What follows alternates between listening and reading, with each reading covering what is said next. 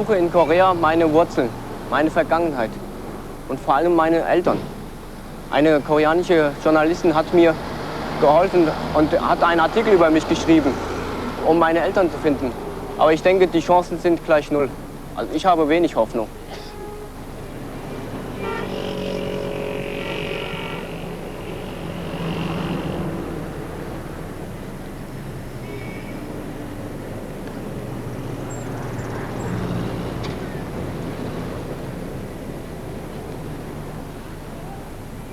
Frankfurt Flughafen, der Abschied von den deutschen Eltern und Geschwistern. Tschüss, Johannes. 7 Jahre alt war Dominik, als er adoptiert wurde. Mit 19 reist er wieder nach Korea. Der Abschied von meiner Familie ist mir schon schwer gefallen. Da habe ich richtig gemerkt und bewusst erlebt, ich gehöre zu der Familie. Und beim Abschied ist es mir bewusst geworden, dass ich wirklich ein Sohn der Familie bin.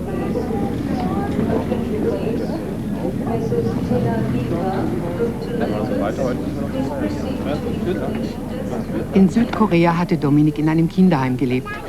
Ein ausgesetztes Kind in der Provinzstadt Jeonju auf der Straße gefunden. Damals wurde er auf knapp 2 Jahre geschätzt. 5 Jahre später flog er von Seoul nach Frankfurt. Er glaubte, nach Amerika zu fliegen. Damals das Land seiner Träume.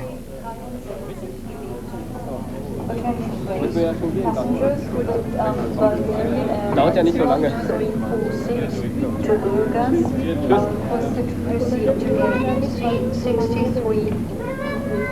Die koreanische Sprache hat Dominik im Laufe der Zeit vergessen. Wenn ich dran denke, vor 12 Jahren bin ich schon mal in einem Flugzeug mitgeflogen und nur halt von Korea nach Deutschland. Und da habe ich kein bisschen Deutsch verstanden. Und jetzt auf einmal fliege ich von Deutschland nach Korea, verstehe kein bisschen Koreanisch. Also das ist für mich ein ganz ungewohntes Gefühl. Ich komme mir wirklich vor wie ein kleines Kind, das vielleicht die Sprache wieder lernen muss. Und ist schon ist eigentlich eine traurige Geschichte, wenn man das genau nimmt. Er weiß auch nicht mehr, wie sein koreanischer Name ausgesprochen wird.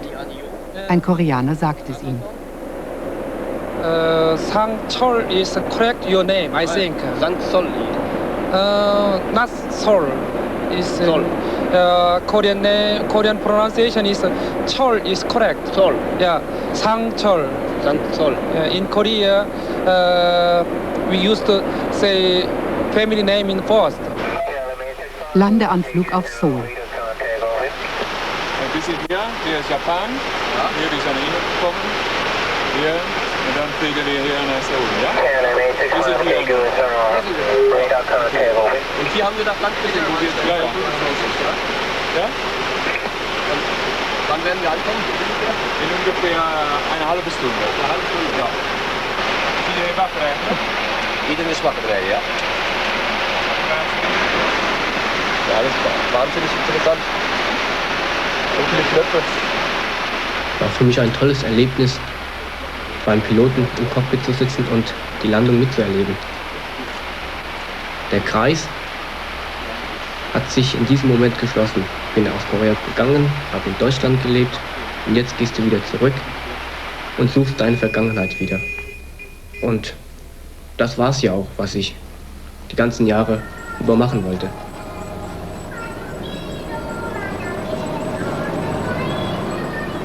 Wieder in Jeonju.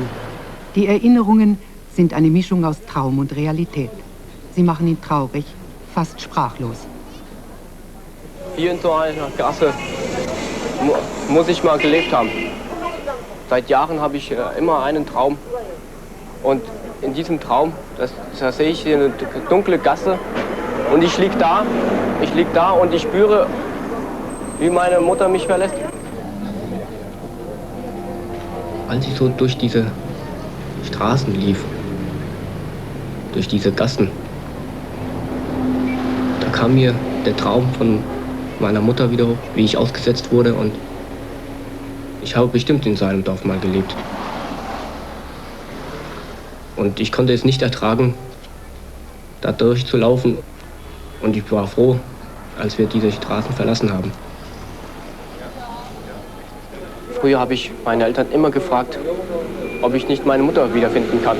Und komisch, eigenartigerweise immer nur nach meiner Mutter und nie nach meinem Vater.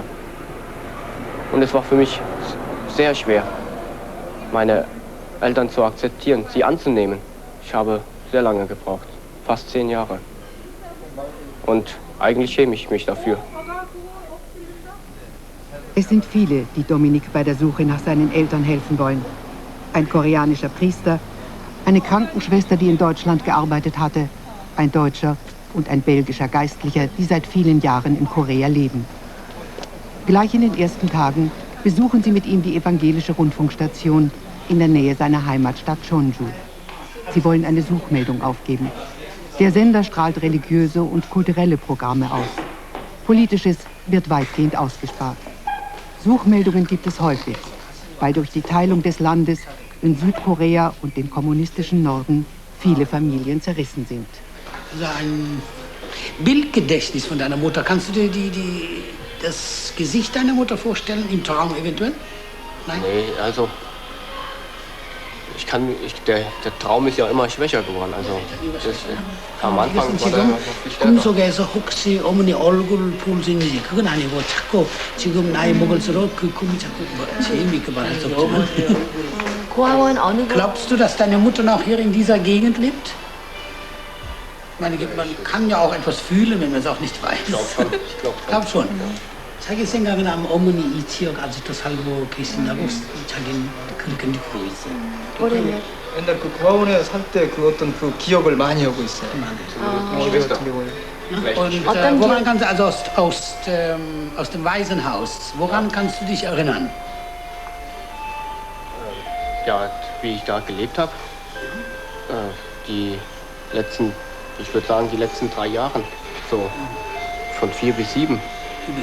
거기 어떻게 사는 것은 기억할 수 있고, 그러면 4살 때부터 Dreimal täglich, 3 Wochen lang. Dominik sucht über das Radio Menschen, die sich an ihn erinnern. Schon lange bevor wir nach Korea reisten, wurden Nachforschungen angestellt. Misuk wurde gefunden. Das ist die Tochter der Köchin aus dem Kinderheim damals. Sie hatte immer mit Dominik gespielt. Als ich das Mädchen sah, da habe ich Herzklopfen bekommen. Ich glaube, ich habe sie auch gleich erkannt.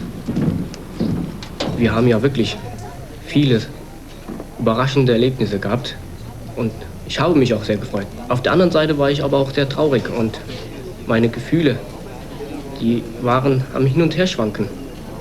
Es war so viel, was ich da erlebt habe und ich konnte es nicht so schnell verarbeiten. Ist das? Oh, ist das der Kitchen? Kitchen. Kitchen, ja. Wie tauscht man Erinnerungen aus, wenn man fast nicht miteinander sprechen kann? Sie versuchen es mit Zeichnen und vergleichen ihre Erinnerungen an das Kinderheim. Dann war hier das Haus. Haus. Ja? Yes. Oh. Oh, small river. Oh, yeah. Wie kann Dominik wissen, ob Misuk wirklich seine kleine Freundin von damals ist? Okay.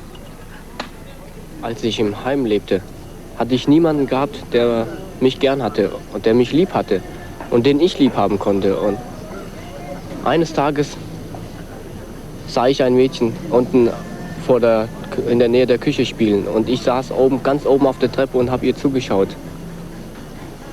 Und irgendwann haben wir zusammen gespielt und wir waren dann in einem der Räume, wo die ganzen Jungs auch drin waren. Und da ich ja der Stärkste von der Gruppe war, habe ich gesagt, dreht euch alle rum. Und nachdem sie das getan hatten, da habe ich ihr einen Kuss gegeben. Und ja, das war was schön, das war schön. Wohnblöcke, wo früher das Kinderheim stand. Es wurde abgerissen und in einem anderen Stadtteil neu gebaut. Der damalige Heimleiter ist mit seiner Familie nach Amerika ausgewandert. Bekannte Gesichter sind hier nicht mehr zu finden. Hier war der Graben, ja. Hier war der Graben. Hier, hier war ein schmaler Graben, ja. Und this what the house is for the babies? Babies, eating. Aha, ja. Und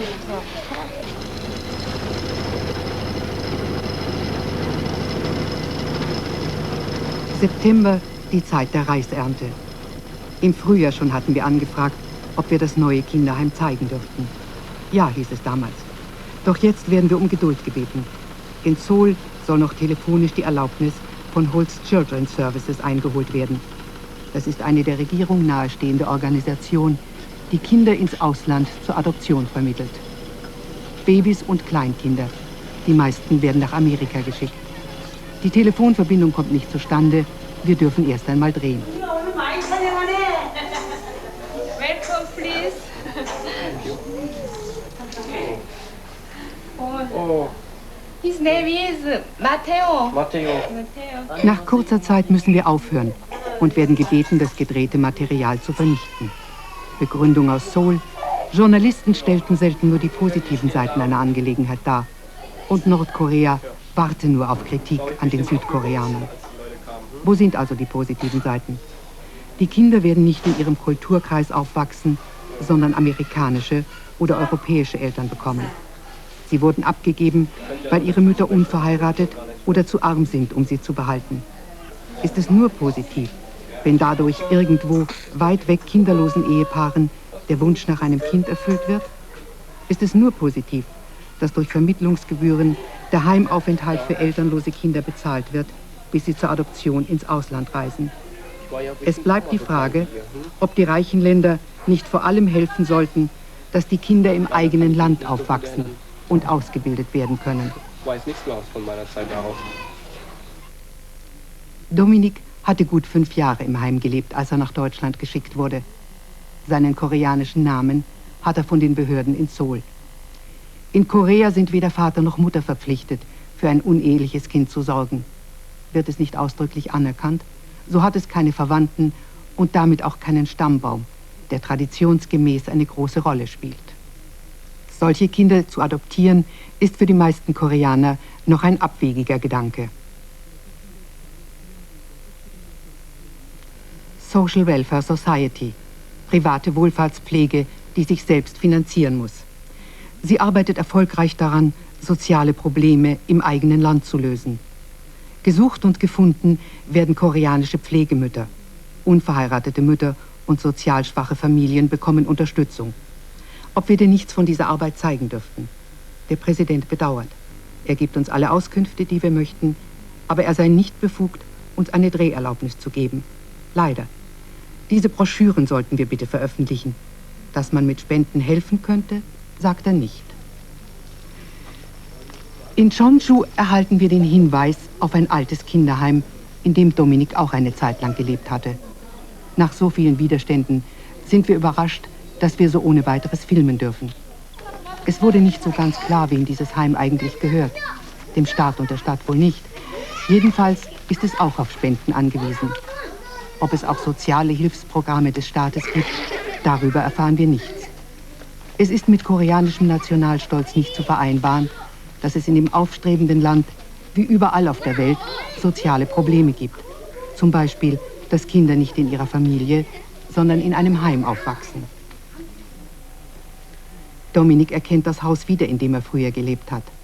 Ein Junge von damals ist noch da. Alle anderen sind ins Ausland geschickt worden. Auf die Frage, ob er Dominik noch kenne, ja, er habe gehört, wie Dominik nebenan weinte. Und auch Dominik erinnert sich.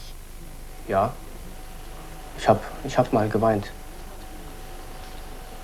Ganz bestimmt. Da waren die Erzieherinnen weg gewesen und da haben die Kinder, die größeren Kinder, Erzieher gespielt. Und die haben dann mich ausgesucht und ich wurde verprügelt. Einfach verprügelt.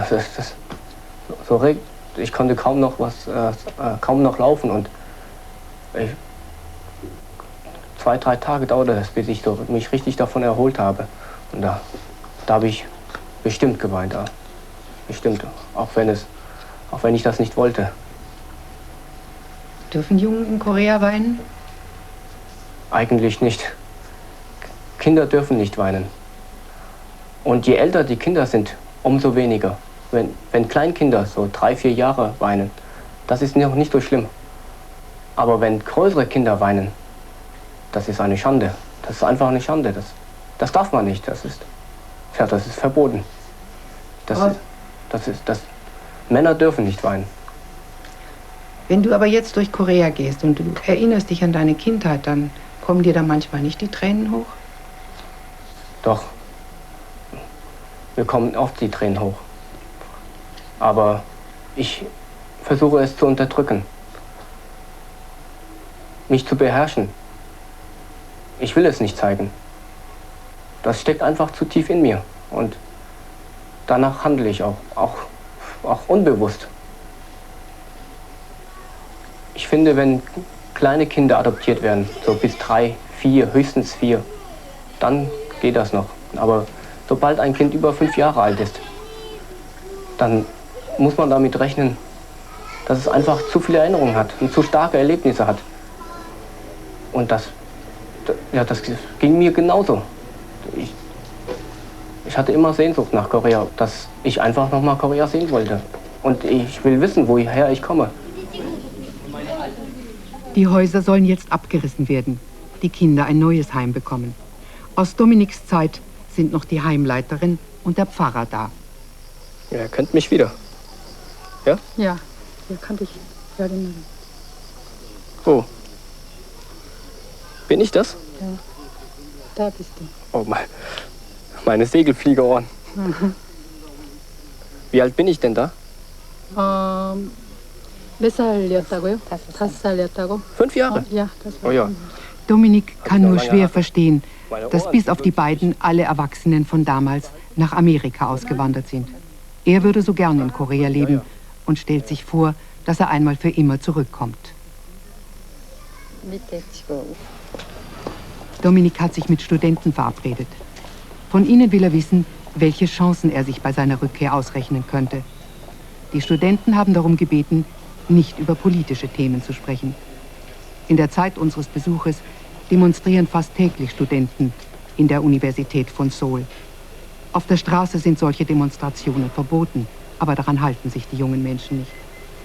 All das darf für das Gespräch mit Dominik kein Thema sein. Wie weit Dominiks Gesprächspartner politisch interessiert sind, wissen wir nicht. Wenn man mit Gästen speist, muss so viel auf dem Tisch stehen, dass es bestimmt nicht aufgegessen werden kann. Das ist koreanische Höflichkeit.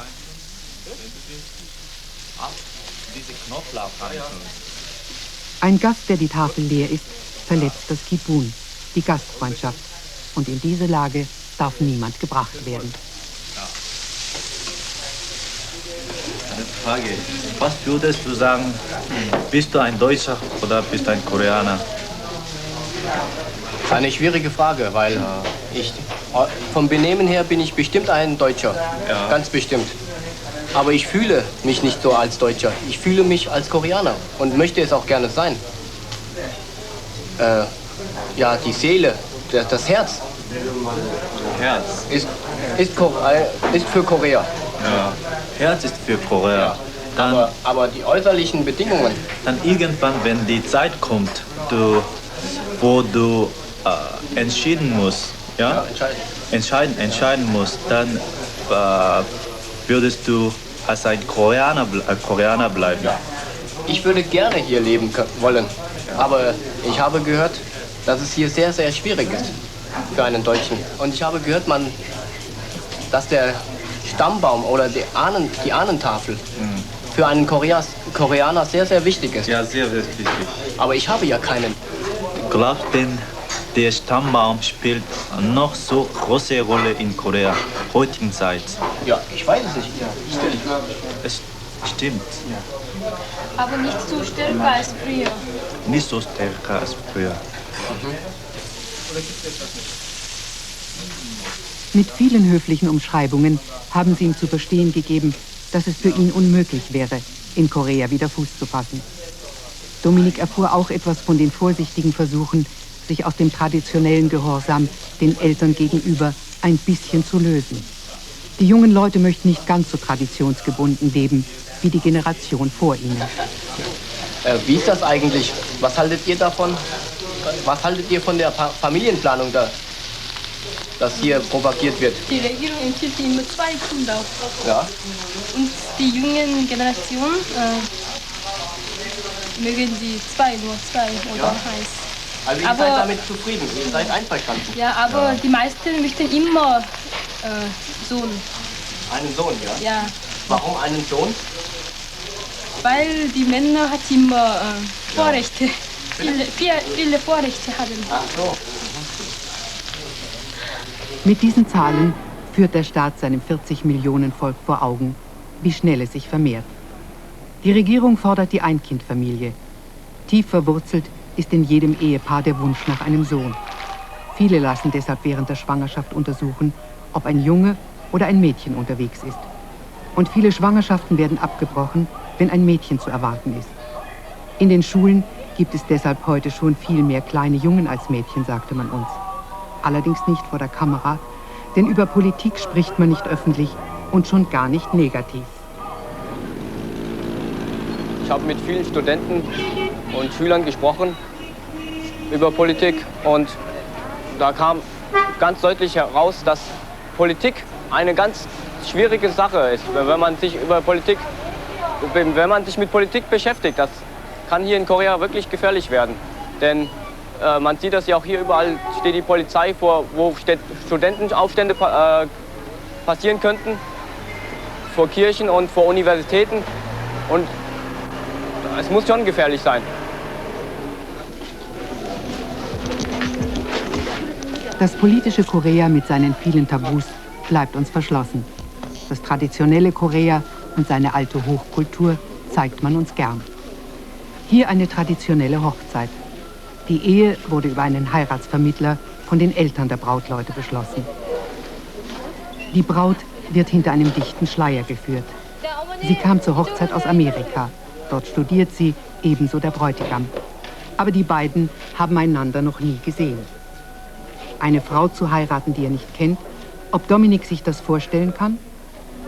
Ich hätte Vertrauen zu meiner Mutter, die mich doch sehr gut kennt und ihr würde ich schon zutrauen, dass sie für mich vielleicht die richtige Frau finden kann. Bei meinem Vater wäre ich mir nicht so sicher. Aber wenn ich mir so richtig überlege, ist das eigentlich undenkbar. Ich habe mich gefragt, wie können junge Menschen, die beide in Amerika studieren, warum sie so eine Hochzeit machen, so eine traditionelle Hochzeit. Warum haben sie das getan? Ich kann mir zwar vorstellen, dass sie das aus Gehorsam getan haben, aber es muss noch mehr sein, was ich gar nicht nachempfinden kann. Westliche Vorstellungen von glücklichen Brautpaaren sind fehl am Platz. Einen Sohn zu bekommen oder besser noch ein Sohn zu sein, hat im Land der Morgenstille, wie Korea auch genannt wird, viele Vorteile.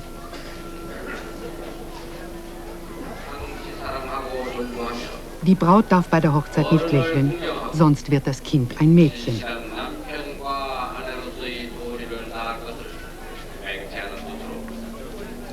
Hochzeiten wie diese sind nicht die Regel.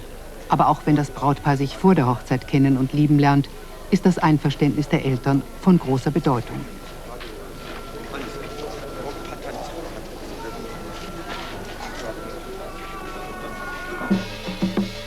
Schon von weitem kündet die Trommel, hier am Berg hat eine Familie die Hilfe eines Schamanen erbeten. Einem Berggeist werden Opfer dargebracht. Reiskuchen, Fisch, eine reich gedeckte Tafel. Meist sind es Krankheit oder Tod, die Ängste erzeugen. Die Schamanen stehen im Ruf, die bösen Geister zu bannen und die Guten gnädig zu stimmen. Ich konnte mit dem Tanz der Schamanen nicht anfangen. Als ich noch in dem Heim gelebt habe, habe ich auch an Geister geglaubt. Weil die Bomos, die Erzieherinnen, uns gelehrt haben regelrecht, dass man vor Geister Angst haben müsste, Wir haben gelernt, dass Geister meistens in den Bergen wohnen und man sich in der Dunkelheit fürchten muss. Und deshalb traute ich mich auch kaum, in der Dunkelheit rauszugehen. Da sah man ja nichts. Das hat mir Grauen eingeflößt. Aber diese Zeiten sind ja jetzt vorbei. Man glaubt, aus dem Schamanen sprechen Geister und Götter, wenn er in Ekstase gerät. Diese Beschwörung ist kostspielig und zeitaufwendig. Tagelang bleiben die Bittenden am Berg und die Trommel schweigt nicht.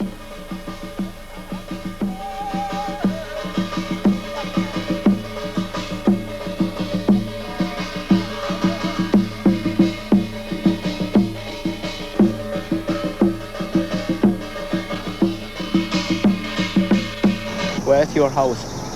Where's your home? My home? Yes, yes. Misu kann Dominique nur noch selten begleiten.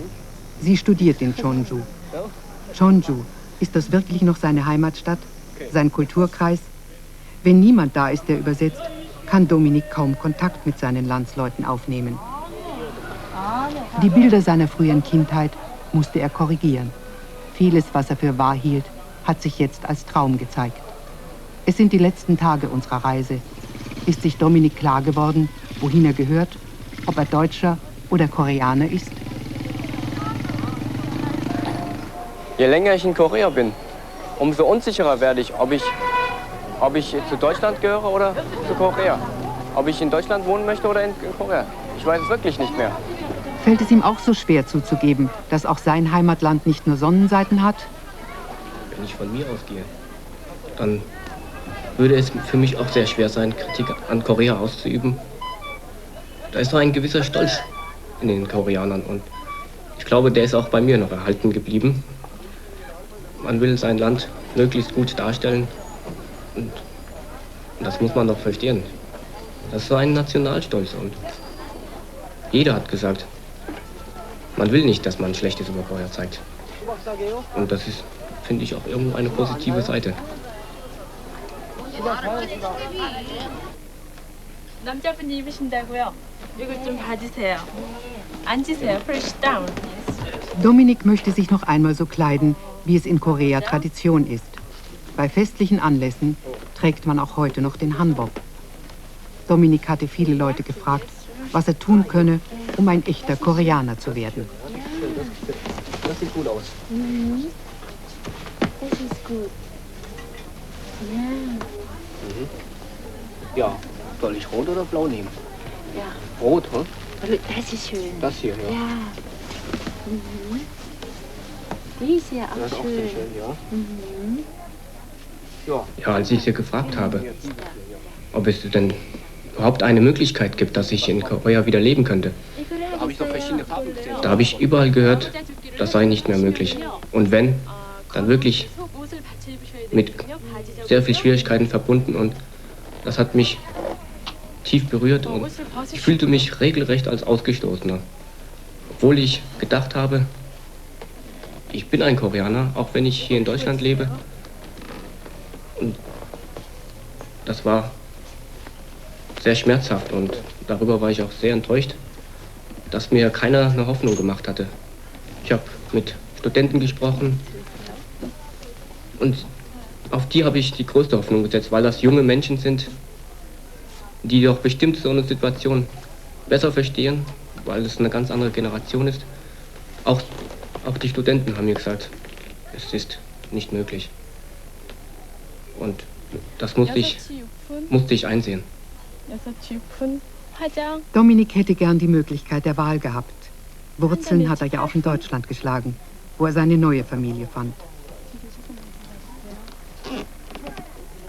비품 한치 다품 한자 내지 풀품 그리고 바지 기장. Zu seiner heutigen Identität gehört auch die Schulbildung. Er wird in diesem Jahr Abitur machen. Der deutsche Staat mahnt die Pflichten seines Bürgers an. Dominique wurde gemustert, will nach dem Abitur Zivildienst leisten. Die Nationaltracht ist ungewohnt, nach westlichen Maßstäben kompliziert. Heute hilft man Dominique beim Ankleiden. Als er es Tage später allein versucht, kommt er mit den vielen Schleifen nicht zurecht. Ein Symbol? Als Erwachsener kann man sich all das nicht mehr zu eigen machen, was das Leben in Korea aus unserer Sicht so kompliziert macht. Die Sitten und Gebräuche, die streng beachtet werden. Die verschiedenen Sprachebenen, die mit der Stellung des Gesprächspartners wechseln. Koreanisch lernen, das heißt eben nicht nur Vokabeln pauken und Redewendungen üben. In der Sprache drückt sich das kulturelle Selbstgefühl des Volkes aus. Ausländern nimmt man es nicht übel, wenn sie das nie perfekt lernen können.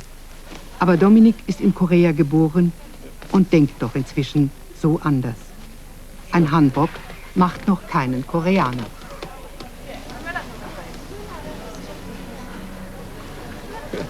Ja? Klasse.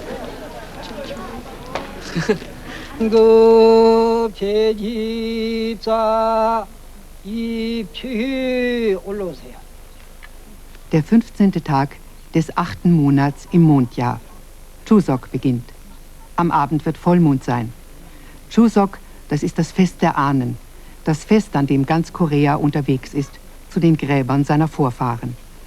Chuseok, das Fest geht auf die Lehre des Konfuzius zurück. Es ist das Fest der koreanischen Familie schlechthin. Zu den Grundlagen des Konfuzianismus gehören die Unterordnung des Sohnes unter den Vater, des Volkes unter den Herrscher und der Frau unter den Mann.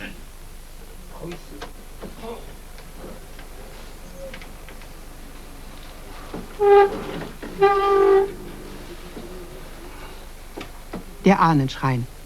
Hier werden die Ahnentafeln aufbewahrt. Die berühmten Ahnentafeln einer der vornehmsten Familien Koreas.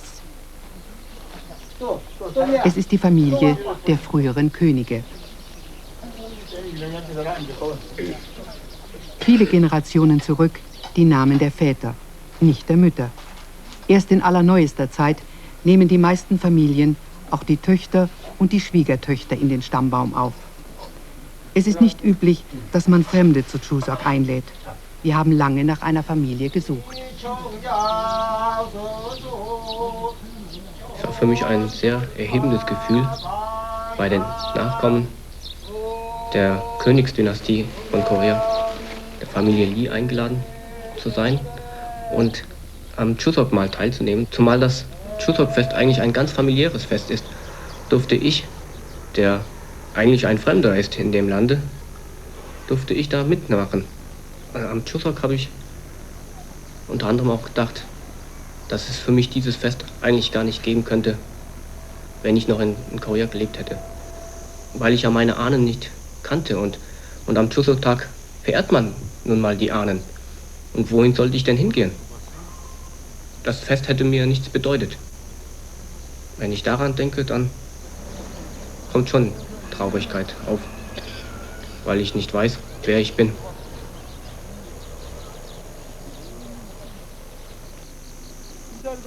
Die Gräber der Ahnen sind überaus sorgfältig angelegt und gepflegt. Denn der Ahnherr soll einen guten Platz haben und sich wohlfühlen.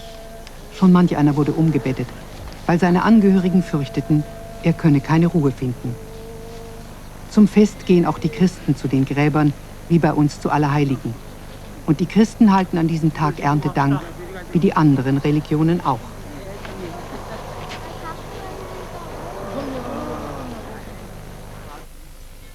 Der Ahnherr. Die Familie ist überzeugt, dass er am Gastmahl teilhat. Ihm gebührt die erste Schüssel Reis. Am Chuseok-Fest wird der Reis der neuen Ernte zubereitet. Erst wenn der Ahnherr bis zum nächsten Chuseok-Fest verabschiedet ist, speist auch die Familie.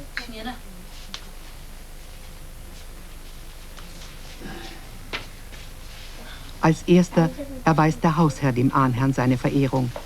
Dann die älteren Söhne, dann die jüngeren, schließlich die Kinder.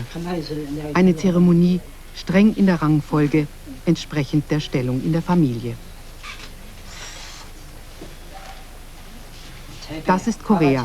Es bleibt lange verschlossen, aber wenn es sich öffnet, dann großzügig und ohne Einschränkung. Die Familie I lässt uns Gast sein beim Heiligsten, das sie hat.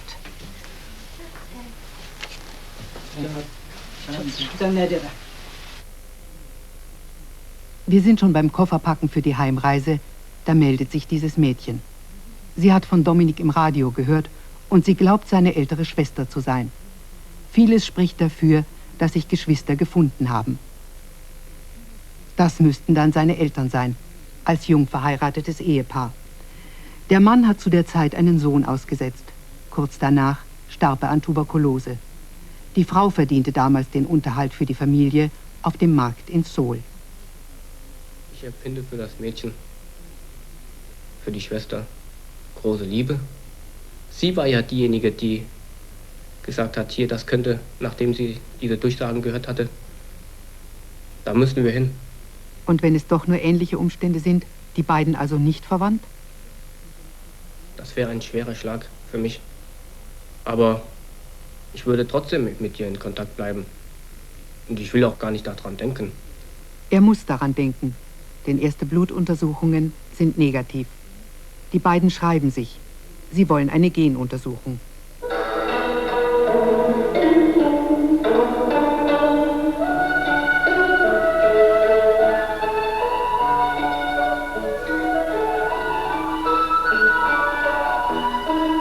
Ob Dominik mehr als das Land seiner Geburt gefunden hat? Heimat wird es ihm nie mehr sein. Aber er weiß jetzt warum.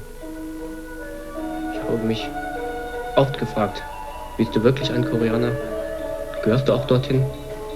Oder bist du doch schon ganz Deutscher? Zuerst habe ich gedacht, du kannst ein Koreaner sein. Aber ich musste ja erfahren, dass es nicht geht. Und ich habe es auch verstanden, weil ich gemerkt habe, dass ich zu sehr meine Wurzeln in Deutschland habe. Ich fühle mich in vielen Dingen zwar nicht als Deutscher, aber von meinem ganzen Benehmen und Denken bin ich schon typisch Deutscher.